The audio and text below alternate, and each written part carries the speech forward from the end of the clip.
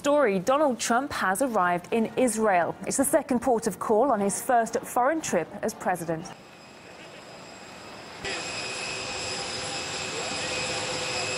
Hello, my friend. Welcome, our good friend. So they have all this protocol. We never know what is the protocol? Do you have any idea? Well, as Trump greeted the Israeli dignitaries that had gathered to meet him, one lawmaker took advantage of the opportunity to squeeze in a selfie. Benjamin Netanyahu can be seen unsuccessfully pushing away the lawmaker's arm. RT's Paula Sleer reports on the safety measures being taken for Trump's stay. Here on the first leg of his Israel trip, the American President Donald Trump will be staying at one of the safest places in the world. It is rocket-proof, bulletproof. It is poison gas-proof. An ordinary suite costs around $5,700. It's also able to withstand a rocket-propelled grenade and the entire hotel collapsing. Now, this is the King David Hotel that is just behind me. This is the closest we can get because the entire area has been cordoned off by Israeli security. But President Trump and his entourage will be sleeping here. Now, this is the go-to place for foreign dignitaries. The King David Hotel is hugely symbolic in Israel and in the Israeli-Palestinian conflict. Back in 1946, Zionist militants placed a huge bomb inside the hotel, which at the time was the headquarters of the British mandatory government. 91 people were killed. Now, Trump will be staying in the presidential suite. It has been outfitted with RPG-resistant glass, but as if this is not enough, Trump's officials will be bringing with them extra bulletproof glass to put in front of the windows. Talking to staff here, they say that even if the whole hotel had to be blown up, the presidential suite would survive intact. The people inside might come out with a few broken bones, but essentially they would still be alive. So for one night here in the heart of Jerusalem, you'll have a mini White House operating. Now, in addition to this, there are some 10,000 police who have been deployed throughout the city and in neighboring neighborhoods, and this is to secure the area. This is a hugely important trip to both the Israelis and the Americans, and neither side would want anything to go wrong. Paula Sleer, RT, Jerusalem. Well, it's all been smiles for the cameras amid Trump's arrival, but it appears that his visits caused tension within the Israeli government. A newspaper in Israel reports that several officials who were reluctant to welcome the US president at the airport were allegedly obliged to do so by the Prime Minister's office.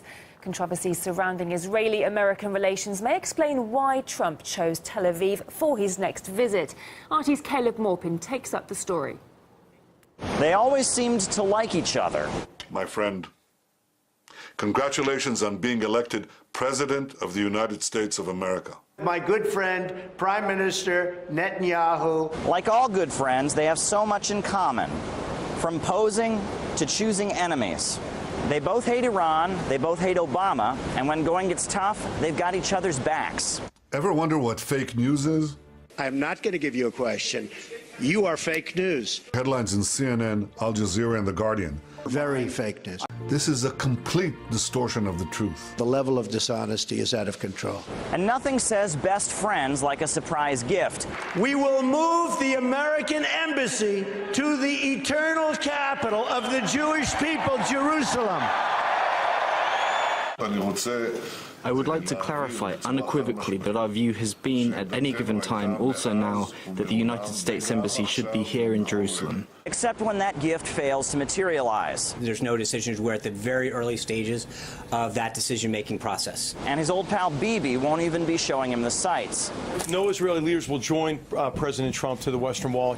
And Trump's decision to skip one of the country's key landmarks, because the journey getting there is too hot, might get him more than just a cold shoulder from Bibi. The worst betrayals can come from your friends. During his campaign, he made a commitment to recognize Jerusalem as Israel's capital and move the U.S. Embassy there from Tel Aviv. We Jews do not forget.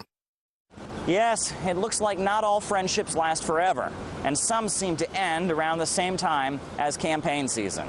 Caleb Maupin, RT, New York. And Trump's trip itself stirred up trouble after the White House issued a promotional video for Trump's travels. It included significant inconsistencies in the country's foreign policy.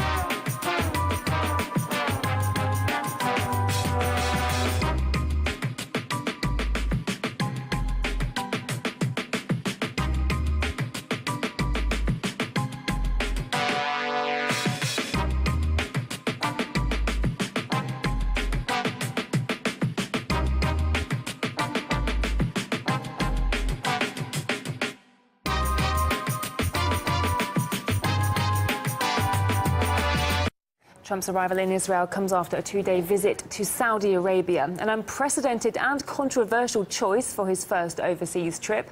However, he seemed to be happy with the royal reception he received as the US president went out of his way to heap praise on his Saudi hosts during his speech. Magnificent kingdom, such gracious hosts. My deep and heartfelt gratitude. Our wonderful friends and allies. Great warmth, goodwill, and tremendous cooperation. And we will be sure to help our Saudi friends to get a good deal from our great American defense companies.